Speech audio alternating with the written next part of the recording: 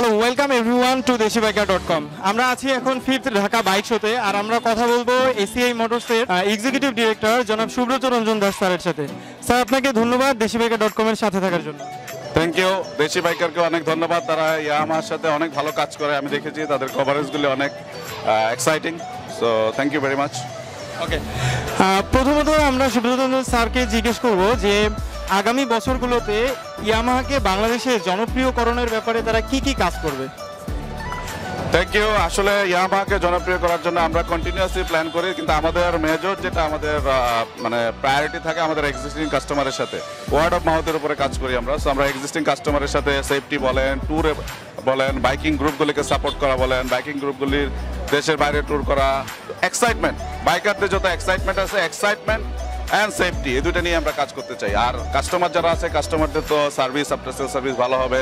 আমরা exciting bike দিব। 150cc segment is most growing segment, এবং এখানে আমাদের স্ট্রংগেস্ট প্রোডাক্ট লাইন আছে এবং it is getting more stronger. আপনি দেখছেন যে আমরা সব সেগমেন্টে এখানে 150cc স্কুটার থেকে শুরু করে অফ রোড বাইক, এছাড়া আমরা দিচ্ছি আপনার নেকেড স্পোর্টস সেগমেন্টে বাংলাদেশে ফার্স্ট টাইম আমরা বাইক দিচ্ছি অফিসিয়ালি, অ্যাজ ওয়েল এজ আমাদের তো স্পোর্টস সেগমেন্টে আমাদের লিডারশিপ আছেই, আনবিটেন লিডারশিপ। আর সেই সাথে সাথে আমাদের সবচেয়ে যেটা এক্সাইটিং মডেল এফজেডএস V3, এই V3 আমরা সামনে দিচ্ছি এবং এগুলি আরও অ্যাফোর্ডেবল হবে।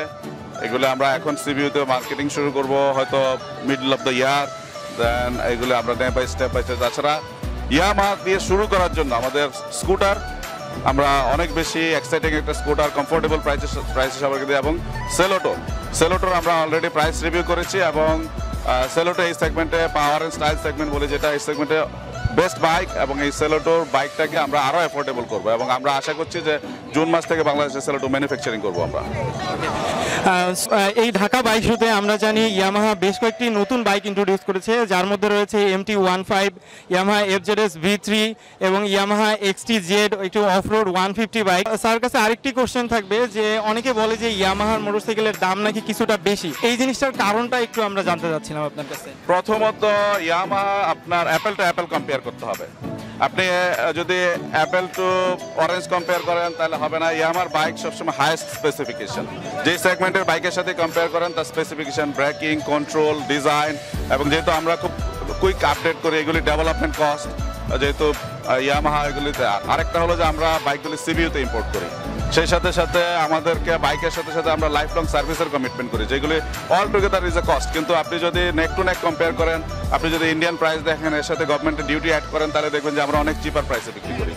আপনার ডিউটি সবাই গেলে আপনার ভেরি ওপেন দেখতে পারে যে কত ডিউটিতে আমরা বাইকগুলি নিয়ে আসি। সো এই সময় আমরা কমফোর্টেবল। আর আমরা প্রাইস আমাদের স্ট্রং পয়েন্ট না, আমরা সবসময় বলি আমরা বাংলাদেশে শুধুমাত্র যারা প্যাশনেট বাইকিং করে তাদের উপরেই আমাদের হলো ফোকাস, তাদের উপরেই ফোকাস। এবং আমরা তারপরেও আমরা সেলোটো ম্যানুফ্যাকচারিং করলে সেলোটোর মতো স্পেসিফিকেশনের একটা বাইক এর চাইতে কমফোর্টেবল প্রাইসে কেউ দিতে পারবে না। আমরা নিচ থেকে শুরু করেছি। Okay, so we know that Yamaha is believe in brand value. আমরাও সেটা বাংলাদেশেও তাই দেখতে পাচ্ছি যে ইয়ামাহা শুধু বাইক বিক্রির মধ্যে সীমাবদ্ধ না থেকে বাইকারদেরকে নিয়ে কাজ করছে, এবং বাইকারদের রাইডিং ট্রেনিং দিচ্ছে এবং ডেভেলপমেন্টের জন্য কাজ করে যাচ্ছে। ইম্পোর্ট বাইকগুলো কিনলে যে প্রবলেমটা হয় সেটা হচ্ছে সেলস আফটার সার্ভিস কিংবা স্পেয়ার পার্টস কোনো কিছু ঠিকভাবে পাওয়া যায় না, যেটা সোল ডিস্ট্রিবিউটরদের কাছে পাওয়া যায়। কোশ্চেন ছিল স্যারের কাছে, সেটা হচ্ছে যে অন্যান্য যে জাপানিজ ব্র্যান্ডগুলো বাংলাদেশে আছে তারা দেখা গেছে ইতিমধ্যে যে সিবিইউ থেকে সিকেডিতে আসার যে ব্যাপারটা তারা ম্যানুফ্যাকচার করার চেষ্টা করছে, এই জায়গাটাতে ইয়ামাহা আগামী দিনগুলোতে কীরকম ভূমিকা পালন করবে এবং বাইকারদের জন্য কস্ট কী পরিমাণ রিডিউস করবে। আমরা সেলোটো ম্যানুফ্যাকচারিং করব, তারপর আস্তে আস্তে যাব। আপনি জানেন যে এখানে অন্য জাপানিজ কোম্পানি যারা আছে একটা তো নিজেরাই ব্যবসা করে, আর আমরা জাস্ট মাত্র মোটরসাইকেল ব্যবসায় আসলাম। তো এগুলি প্রিপারেশন নিচ্ছি, ইন্ডাস্ট্রি যেভাবে মুভ করছে আমরা মুভ করার চেষ্টা করছি। তো আমরা মোস্টলি চেষ্টা করছি যে বাইকারদেরকে আসলে বেস্ট কোয়ালিটির বাইক এবং এগুলিকে পপুলার করা, এটাই আমরা প্রায়োরিটি, এবং ম্যানুফ্যাকচারিং দিকে আগাচ্ছি। আর যেটা বললেন যে আপনি গ্রে ইম্পোর্টের কথাটা আমি বলতেই চাই, আসলে বাংলাদেশে ইয়ামাহা মোটরসাইকেল ইয়ামাহা ছাড়া কারোর কাছ থেকে কিনলে এটা রেজিস্ট্রেশন করা বৈধ না।